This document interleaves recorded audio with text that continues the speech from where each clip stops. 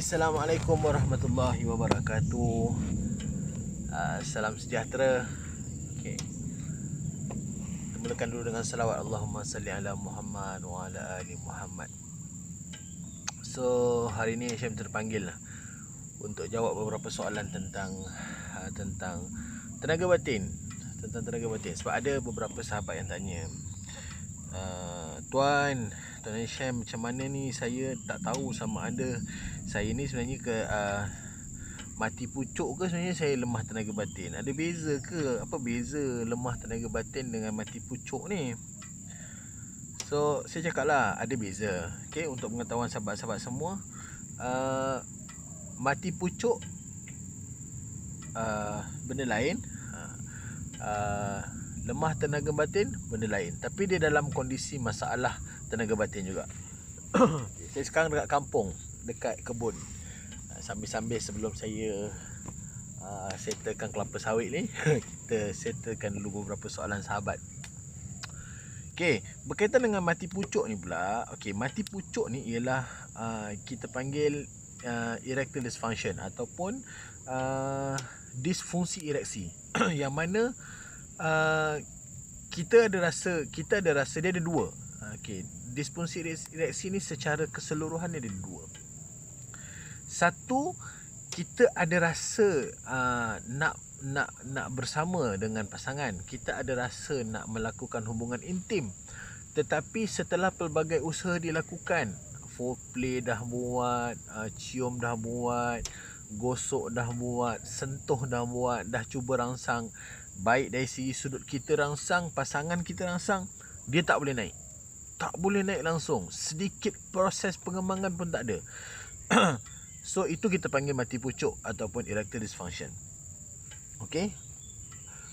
Kemudian yang kedua, dia dalam golongan mati pucuk juga, tetapi berbeza sikit dengan yang pertama tadi. Yang pertama tadi dia ada daya mahu. Maksud dia nak, tapi dia tak boleh nak naik. Yang kedua ni, dia langsung tak ada rasa nak. Ni berlaku bila biasa-biasa bila suami balik kerja dia terus tidur je.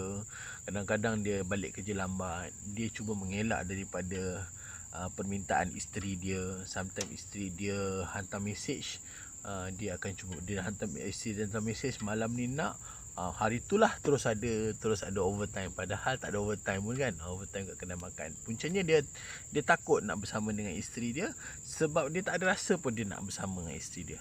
Tak boleh naik langsung sebab memang dia tak nak. Ni pelbagai kes juga yang ada HM lalui bersama dengan beberapa sahabat yang mana kita selesaikan kes-kes mereka, insya-Allah. Okey, itu mati pucuk. Berbeza pula dengan lemah syahwat, lemah tenaga batin. Lemah tenaga batin ni dia bukan mati pucuk, dia hidup, boleh naik. Cuma ada beberapa keadaan masalah. Okey, keadaan yang pertama ialah dia boleh naik tapi tak boleh nak melakukan penetrasi. Tak boleh nak melakukan penetrasi.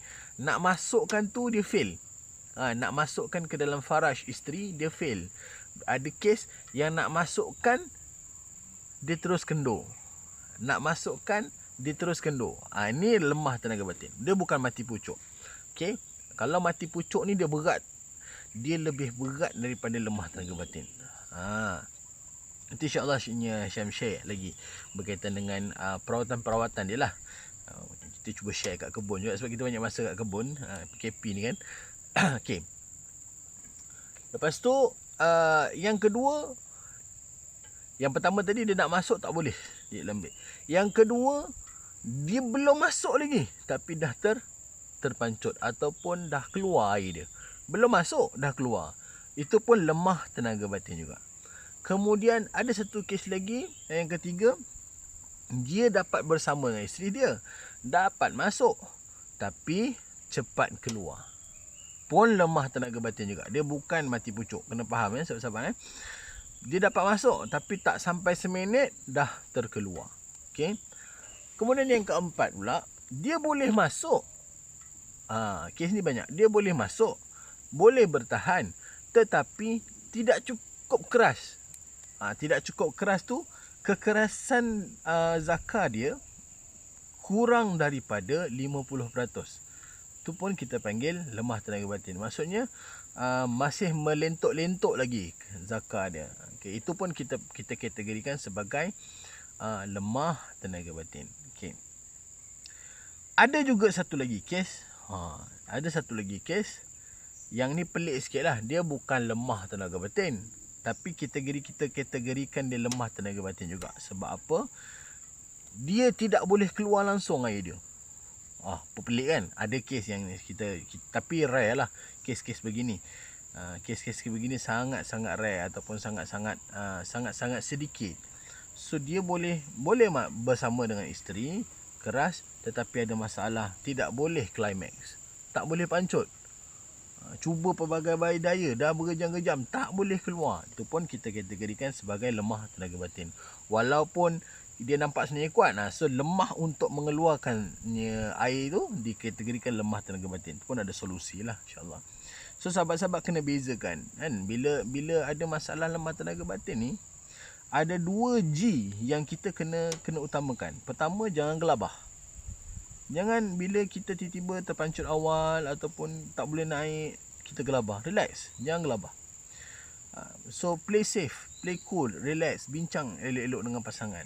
So nanti insyaAllah Syam share lagi berkaitan dengan perawatan-perawatan lemah tenaga batin ni. Selagi tak mati pucuk, proses untuk kita merawat tubuh kita untuk masalah lemah tenaga batin ni, dia sedikit mudah berbanding dengan dah mati pucuk. Sebab kes-kes mati pucuk ni biasa disebabkan kencing manis, usia, hormon, kecelaruan hormon, kecelaruan kecelaruan intimasi dan sebagainya. So yang pertama tadi, jangan gelabah.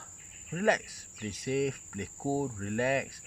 Set dekat dalam kepala. Sebab kena ingat, macam yang Syam share sebelum-sebelum ni, orang yang ada masalah tenaga, orang lelaki, dia akan berhadapan dengan ejakulasi pramatang, cepat pancut ni, sekurang-kurangnya 7 kali dalam seumur hidup dia. Sekurang-kurangnya 7 kali. So kalau terpancut itu adalah perkara biasa. So relax, jangan gelabah, jangan alamak aku dah mati pucuk ke, alamak macam mana nanti bini aku cari orang lain ke. So relax. Kemudian yang kedua, G yang kedua, jangan gelojoh. Jangan gelojoh, relax. Kan? Yang pertama jangan gelabah, yang kedua jangan gelabah. Okey dah tak gelabah, tapi gelojoh pula. Aku tak boleh buat apa ni. Aku tak boleh buat apa ni. So macam itulah cerita dah. Kan? Ada motor. Sekejap lagi Syam dekat kebun sawit. Kita tengah menguruskan sawit.